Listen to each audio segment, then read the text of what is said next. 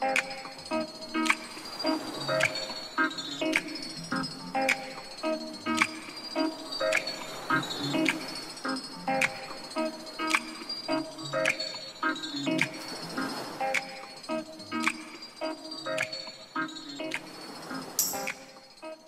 and Troy for joining us for what is hopefully the first of many sports-focused Taboola Talks.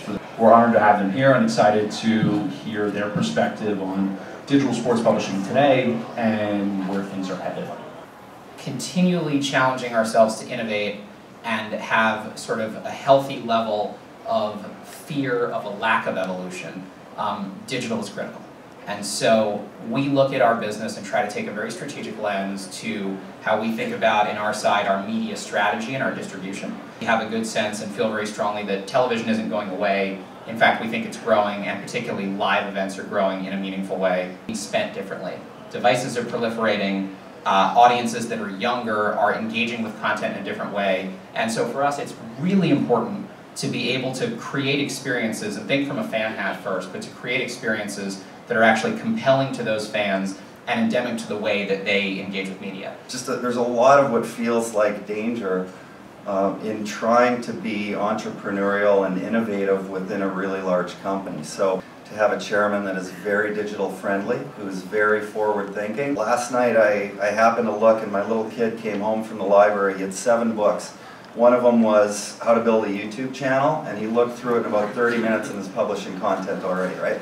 Like, so you look at the way the world has changed, and Adam touched on it right out of the gate. I mean, it changes and it's so fast moving, and I think to summarize all of that backdrop, in working in digital within our large media company, you're trying to be proactive and be as aggressive as you can, but in a lot of times you're on the hamster wheel going round and round because there are legacy reasons for why you shouldn't embrace change or you shouldn't really innovate. But all of that aside, I think the really positive success story, and it goes to how do you manage your business and how do you measure success. Rick Cordella, who's our head of digital, has taken a business that in 2008, it's scary to say, but in 2008 NBC Sports almost didn't have a website. It almost got shut down. Which is crazy. I mean, how do you operate in the world in which we live and not even consider having a website? And Rick has taken that to a nice, really profitable business with some good success stories and a lot of backing within the company, knowing that it's the future. It's that, you know, the young up-and-coming kid with braces in 9th or 10th grade still. But we're getting there. Great. So I've heard you both mention video more than a few times, and this is an area that I think we'd like to learn a little bit more about in terms of how you guys think about the strategy there. So, Troy, I know you guys just relaunched to sort of partly to optimize for live streaming. Blake, NFL is doing its first stream with Yahoo, I think Thanksgiving Day. No, 10/25, October 25th, okay. 9:30 a.m. in London. That is a plug. So, please watch. Nice. Tune in. On Yahoo.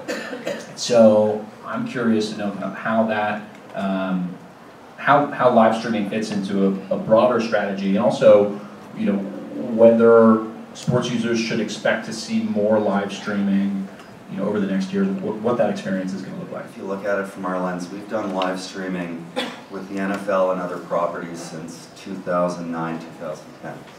And what used to be a competitive advantage for us is now almost a commodity. We're looking at it as a content producer, publisher, but we're also looking at it from the legacy TV ecosystem, including Comcast. For us over the past few years, which is mobile devices and the growth of devices as a whole. 600 million, and they're largely mobile devices. There are more mobile devices than there are people in this country. They're continuing to proliferate. They're everywhere, and they're in their hands of an audience that has grown up with them with a more native fluency that they expect to be able to experience content and access it whenever they would like, wherever they would like. All this live streaming activity is sort of a precursor to more, I guess, unbundling from cable? We don't know where it will be over time. Frankly, for us as a league, the primary thing that we look at, and it gets back to the point about digital video and how we distribute our content, is to say, we want to be where our fans are, and we want to continue to monitor where that may be. The cliche of where the eyeballs are, you have to test, you have to set your KPIs when you go into something, and collectively across your organization say, what are we going to get out of it? So measurement and not being afraid to fail. Right. You know, understanding what the platforms deliver currently, and know that they're always evolving. So, you know, we've had long-standing relationships by at least digital standards with Facebook, with YouTube, with Twitter, with Instagram, you know, and now sort of building something with Snapchat. I think a lot of that is about understanding how these mature. You know, I said it before, but it goes back to what Adam said at the top. You know, if you look at 8 years ago, what consumption looked like and how people measured internet traffic and where those traffic sources were coming from, it's materially different.